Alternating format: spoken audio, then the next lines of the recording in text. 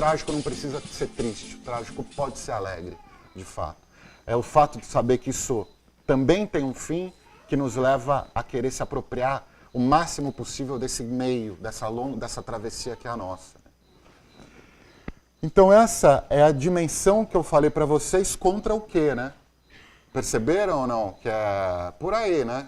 É um pouco asfixiante, né? Claustrofóbico, mas são essas forças que estão em jogo, que estão produzindo corpos e almas no nosso tempo. E é interessante pensar que essa alegria na criança é algo que ainda é tão espontâneo, né? Só que ela vem sendo massacrada e nessa idealização, porque aí você, em nome de você conquistar, você tem que ser bom nisso, bom naquilo, tem que ser o melhor aqui, o melhor ali, e você vai acabando com essa alegria que já existe, né? Que nasce com a gente, né? De uma certa forma. Exatamente. A gente que adultera a criança, a gente que tira a criança daquilo que ela pode, né? E geralmente as escolas têm uma competência extrema para isso, né?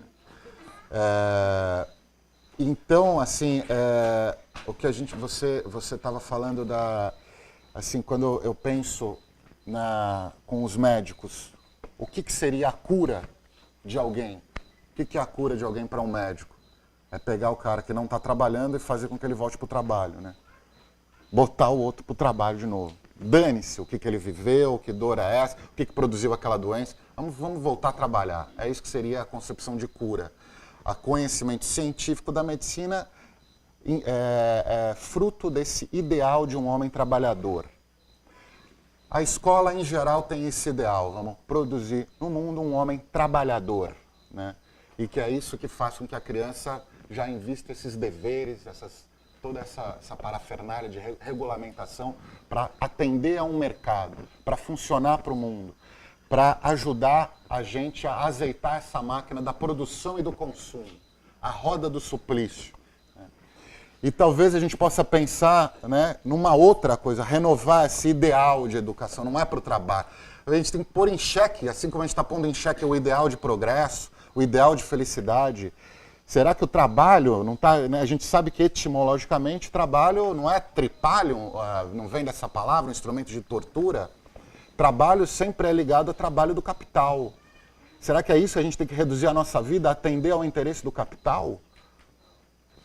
Quer dizer, se a gente pudesse renovar também, se ao invés de a gente trabalhar, a gente exercer a nossa atividade, pensar a atividade como veículo da nossa singularidade, da nossa diferença, da nossa expressão, a gente de algum modo não reduziria a nossa energia, né, em função de uma mais-valia, de um interesse meramente de lucratibilidade ou mercantil, né? Fazer da nossa vida alguma coisa que a gente sinta em que a nossa atividade é uma superfície de construção de nós mesmos, é uma bela de uma aliança com algo que nos mantém vivos, saudável, de algum modo, né? Mas também eu acho que tem a ver com o que está se tentando produzir dentro da escola, né? Se é um trabalho para a vida, né? Para produzir a vida, ou se é um trabalho para produzir a morte. E aí, nesse sentido, projetos como a Escola Cidades ou outros projetos, são escolas que produzem a vida, né? Porque estão criando seres revolucionários, as crianças estão vindo para revolucionar. Então, bem-vindo. Isso é maravilhoso mesmo, né? Assim, isso que você está dizendo. O que eu sinto, de fato, num lugar como esse, eu não teria a menor dúvida se meu filho passasse por aqui, ele ia, pai, me bota num lugar desse aí. É pensar a educação como essa experiência em que o Spinoza diz assim, né? O que nos cabe ao longo da nossa vida é aumentar a nossa potência de afetar e ser afetado pela vida. Aumentar a nossa potência de sentir o máximo possível. Como o Fernando Pessoa fala, sentir tudo de todas as maneiras.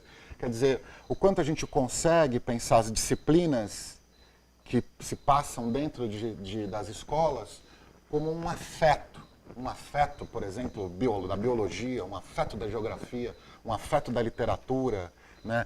E que é muito difícil a gente conseguir isso, né? É muito difícil. E o que o Spinoza diz, e que eu vejo que coincide com o que você está dizendo, que aqui tem uma disposição absoluta de aumentar a possibilidade da criança experimentar a vida. sentir outros afetos para além daquele afeto que visa ali um único afeto, que é ser um homem de bem, um bom sujeito para a sociedade, um homem trabalhador, né? Em que a gente já começa a inocular na criança ideais de rivalidade, né? de luta, de competitividade, e você, para você triunfar, você tem que detonar o outro. Então, a gente está pensando uma coisa que é muito interessante em Spinoza, é que ele diz assim, tudo é afeto na vida, né? Tudo é afeto, a gente está num caldeirão de afeto. A gente produzir um pensamento que seja o mais potente dos afetos. Pensar é uma maneira de se deixar afetar pela vida.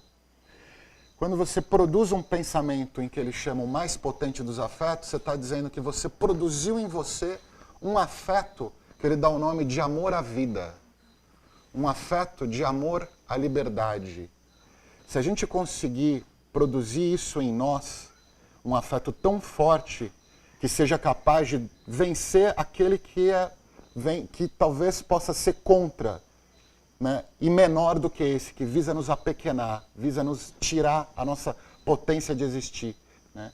Então é nesse sentido que eu vejo que a educação visa a produção de um corpo afetivo, um corpo capaz de amar a si mesmo. É exatamente por isso, pelo fato de se desfrutar isso, que a gente pode reprimir coisas que visam a retirada dessa possibilidade da gente experimentar isso, né? Então, assim, para a gente... não sei se ficou claro isso, mas depois a gente pode discutir um pouco sobre isso, assim. O que eu falei para vocês, o Nietzsche chamaria assim, esse pequeno mapeamento que a gente fez em relação ao nosso tempo, o Nietzsche diria assim, o homem que obedece a esses ideais é o que ele chama de camelo. É o camelo. O homem que carrega os valores do tempo nas costas. É o que reproduz esses valores. É o homem que obedece. Né? O homem de carga. É o homem, então, que simplesmente é um homem moral. Ele está muito distante de ser um homem ético, criador. Até o momento em que a gente percebe que isso deve ser negado. Em que a gente diz um grande não a isso. Porque a gente percebe o abominável disso, né? A gente percebe que isso nos tira a possibilidade da gente acreditar na vida. Quer dizer, por que a gente decidiu fazer o que a gente faz? Porque a gente precisa de razão para acreditar na vida. Simplesmente por isso. Não é para mudar o mundo, para ali na frente a gente ter alguma coisa. Não, porque sem isso a vida não faz sentido, né? Não é possível que é isso que pode a humanidade, né? Porque a gente capta, como o Deleuze diz assim, o vidente não é aquele que antevê o futuro, mas aquele que capta o intolerável do presente. As forças, né, que de algum modo dizem não à nossa vida. Então é preciso dizer não ao que nos nega. É preciso dizer não ao não. Esse não ao não, o Nietzsche vai chamar do não do leão, que é também a criação de uma disposição crítica em relação ao que nos massacra. Quer dizer, a gente tem que afinar cada vez mais a pele e perceber, né, de que o que de fato favorece a vida e o que de fato constrange a vida. Porque o poder, ele não vem a partir daquilo que nos nega, não é? A gente sabe muito bem que o poder já não tem mais essa cara de repressão. O poder não é aquilo que vem nos censurar de fora. O poder, ele é produtor. Ele produz prazeres, ele produz desejos, ele nos leva a sonhar, né? Então, ele tem um aspecto que de repente, quando a gente vê, a gente está desejando alguma coisa que produz a nossa própria repressão. Esse é o grande dilema do homem. Como a gente consegue produzir uma vida, né, em que a gente acha que está se tratando da nossa liberdade e quando vê a gente está cavocando o nosso túmulo, a nossa escravidão, né? É o que o Laboessi, no século XVII, XVI, ele chamou de servidão voluntária. Servidão voluntária. A gente deseja, quer tapinha nas costas daquilo que nos massacra, né? É uma coisa incrível, né? Uma coisa incrível. E não porque tem uma esperança de ali na frente a gente ter alguma coisa. Então, isso que a gente está falando, de pensar, de amar a vida enquanto a gente a vive, de se alegrar com a gente mesmo, é o que na filosofia se chamou de cuidado de si. Cuidado de si. Cuidado de si foi pensado por toda a filosofia. Todo pensador tem uma parte da tua obra em que ele vai conceber o teu pensamento a serviço da criação de um corpo e de uma alma livres. Um corpo e uma alma que seja capaz de se alegrar consigo mesmo. Capaz de encontrar prazer com a gente mesmo. É difícil isso, não é, gente? Geralmente, a gente oscila ao sabor daquilo que nos ofertam de fora. A gente oscila ao sabor daquilo que é exterior. O cuidado de si implica na produção de uma grande saúde, que é justamente aquela capaz de se alegrar, de se regozijar consigo mesmo. Né? Então, o que nos interessa aqui é a gente pensar que depois da gente conseguir encontrar aquilo que é digno de ser negado nesse tempo, como a gente está falando, a gente pode pensar então o que seria esse sim da criança, porque tem o sim do camelo, né? O não do leão, para uma última metamorfose que o Nietzsche chama do sim da criança. O que é esse amor à vida, né? Esse amor ao que a gente vive, essa disposição existencial que não precisa do fim para chegar, que vive, de algum modo, a própria travessia, e essa travessia é o suficiente para que justifique o investimento de uma vida, né? Então ele dá traz uma ideia para nós que eu quero que vocês pensem um pouquinho sobre isso, assim, né? O que é essa... Por enquanto está mais ou menos claro o que eu estou dizendo, assim? Né? Então a gente se serviu aqui de uma pequena estrutura, né? Do sim do camelo, não do leão. O não, então, em relação àquilo que é digno de ser negado, em nome de uma outra coisa, né? E o que seria, então, aquilo que a gente pode pensar como a ética da alegria, né? Em nome do que a gente faz. O quanto é crucial o homem experimentar esse afeto em si ou a mulher, né? Quando eu falo homem, eu estou falando da humanidade, hein? Pelo amor de Deus, não é nada... o cuidado de si como condição para cuidar do outro, né? O que seria esse espaço é quando a gente fala dessa melancolia contemporânea. Uma das coisas que é diagnosticada é o fato desse devir criança que nos habita ter sido varrido da nossa vida. A história destrói a criança em nós, como você falou bem. E o que seria a criança em nós? A criança é aquilo que experimenta. A criança é aquilo que investe ao encontro irrestritamente. Quando uma criança está brincando, ela não fica pensando, eu queria estar lá em Paris, na Torre Eiffel, eu queria estar em Bali. Não, ela está ali, ela está inteira. Né? A criança está no jogo. Então a criança, ela desperta-se na criança esse desejo irrestrito pelo acontecimento. Ela diz um grande sim, é isso que importa para ela. Né? Tanto é que a criança, o negócio dela é jogar, é brincar. Né? Ela... Quando ela quer parar, porque ela está quase tombando de sono mesmo e vai embora, né? Então um dos diagnósticos para o nosso tempo é justamente pelo homem estar condicionado a essa relação beligerante com a vida, de ter que se safar, de ter que se cuidar, de o outro ser um inimigo, da ameaça vir a qualquer momento, ele se impede de exercitar uma potência onírica, de imaginação, de sonho, de criação. E é por isso que a gente percebe que, assim, nas grandes capitais, ou na cidade, no país inteiro, no mundo inteiro, o homem tem uma agenda lotada e chega no final da semana, você pergunta, o que você viveu? O que foi importante que você viveu? Qual é o sentido que você dá para essa semana que você viveu? Ele não tem nada a dizer. Não tem nada a dizer.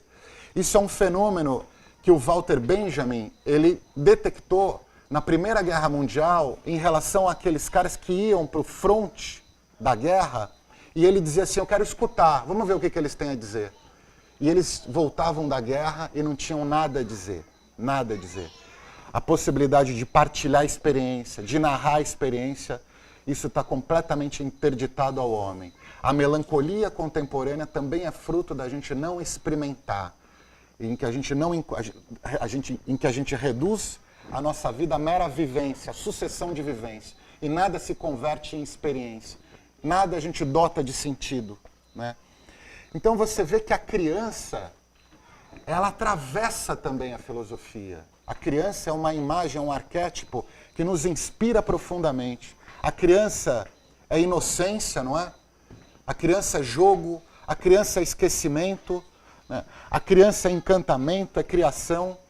E o que o Nietzsche vai dizer, para se a gente pensar nessa disposição que se aproxima da apoteose da maturidade, aquele que é capaz de viver o aqui e agora plenamente, e a gente podia também, de algum jeito, pensar o que é esse aqui e agora plenamente, né? Não é meramente uma excitação do presente, é o passado todo que se prolonga no nosso presente, é o futuro também por vir, inclusive o nada por vir, que está presente também no aqui e agora. Quer dizer, é esse que é o modo de vida que o Nietzsche chamou de criança. Criança, aquela criança, aquele que é capaz de dizer um sim à vida, aquele que é capaz de dizer sim ao que se é. E ele dá uma ideia, ele traz uma ideia para que a gente possa pensar o quanto a gente está, de fato, vivendo isso em ato. Em que ele vai dizer, por exemplo, posso usar a senhora como exemplo? Como que é o nome da senhora? Lana. Lana. Então, Lana, você está dormindo lá na tua casa, à noite aparece um anjo para você e diz assim, Lana, você, Lana, vai ser condenada a viver a sua vida exatamente como você viveu até hoje, Lana. Desde que você nasceu até hoje, até esse instante, aqui agora. Todas as tuas dores, tuas alegrias, tuas agonias, aleluias, aquela criança que você carregou no colo, aquela teia de aranha que você viu, aquele luar que atravessou aquelas árvores naquela noite, tudo que você viveu, com a mesma novidade que apareceu para você, com a mesma intensidade, você diria, obrigado por essa bênção, meu anjo. Você diria, pelo amor de Deus, não me amaldiçoe, porque você não é anjo, coisa nenhuma. Você é um demônio. Quer dizer, olha, parece uma coisa meio... Não precisa responder agora, mas fica só digerindo aí, assim. Todo mundo digerindo com isso, assim, né? Quer dizer, o que ele está dizendo? Será que a gente é capaz de ter uma relação com o tempo da nossa vida tão plena, um amor tão pleno ao tempo, de que tudo que a gente vier a viver passa a nos interessar? Será que a gente é capaz de dizer um grande sim ao que acontece? Quer dizer, será que a gente é capaz de amar ou imprimir a marca do nosso caráter nos menores e maiores gestos da vida? Tem uma vida em que a gente sente que a gente está vivendo algo de tão necessário, porque ali tem algo que nos produz, que nos fabrica de fato, e que é real, uma experiência real vivida, né? Em que a gente percebe que a gente se coloca a reboque dessa necessidade. Quer dizer, será que a gente consegue exatamente por isso não se arrepender do que a gente está vivendo? Quando a gente pensa ali aonde a gente tem alguma objeção à ideia do eterno retorno da nossa vida, pode flagrar. Eis ali o momento em que o medo e a esperança venceu, aonde a gente não pode ser o que a gente é. O sim à vida é aquilo que nos faz se tornar aquilo que a gente é, de fato. Na maior parte das vezes a gente está refém do desejo do outro e por isso impedido de ser aquilo que a gente é, né? Então é nesse aspecto que esse sim da criança é poder a gente pensar que as nossas práticas, aquilo que a gente decidiu investir e fazer daquilo a nossa vida, também é um espaço onde a gente é produzido por aquilo, né? Em que a gente é também parido por aquele acontecimento, em que a gente também está tratando de alguma coisa que nos leva a cada vez mais a encontrar um sentido e uma compostura de luta para estar por aqui. Então, eu acho que, assim, no aspecto de, eu acho que de sobrevoo daquilo que nos interessa, para a gente poder ter algum espaço aqui para uma conversinha, o problema tá lançado de algum modo, né? Tem uma coisa assim que, para encerrar essa história, o Spinoza ele diz assim: a felicidade de alguém ou a infelicidade de alguém depende da qualidade do ser ao qual ele adere por amor. Se a gente se aderir ao que é provisório, a gente vai ter uma felicidade provisória, que parece ser essa felicidade do nosso tempo. Se a gente se aderir ao que é eterno, a gente vai ter uma felicidade eterna. Aí a gente podia associar essa felicidade eterna a isso que eu chamei de cuidado de si. O que é esse si que é anterior a esse eu? O que é esse si que não é a nossa consciência, não é a nossa identidade? O que é isso que em nós se confunde com toda a Terra, né? Com todo o planeta, com o cosmos, e que nos pressiona? É isso que o Bergson vai dizer que o homem ele é capaz de experimentar, é o que ele vai chamar do homem, que é o místico, é o educador, se vocês quiserem, é o herói, se vocês quiserem, aquele capaz de experimentar na vida um ato livre, em que ele traz todo o passado na íntegra para o aqui e agora. Esse homem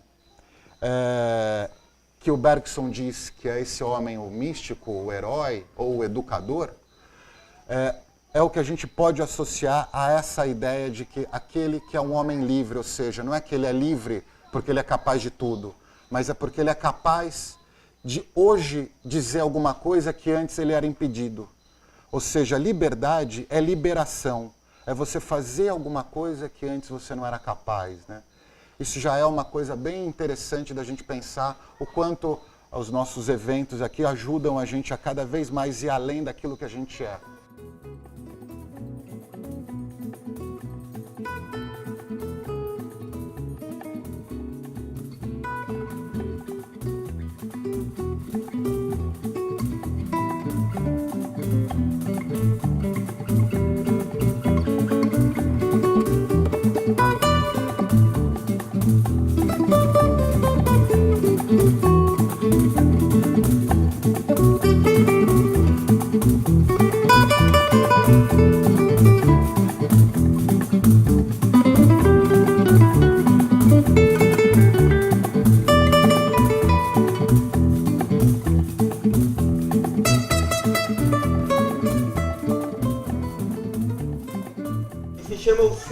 Passarinho. Andando por essas bandas, vou aprendendo nas cirandas. A educação atende a quais demandas? O ser humano foi feito para o mercado. O conhecimento é para ser vendido em atacado? Pois se a gente é atacado, vamos ver que cada criança pode ser Floxichere quando é regada de Paulo Freire. Adube o solo seco com um pouco de José Pacheco. Que todo mal se atrofia na luz da antroposofia. Cada planta, pedra ou elemento rupestre pode ser um verdadeiro mestre. Que cada criança descobre na sua vida mítica, sob o olhar da realidade e tecer sua crítica. Tão profundo quando conhecer a anatomia é descobrir em si a autonomia e unir cachoeira e periferia na ética da alegria.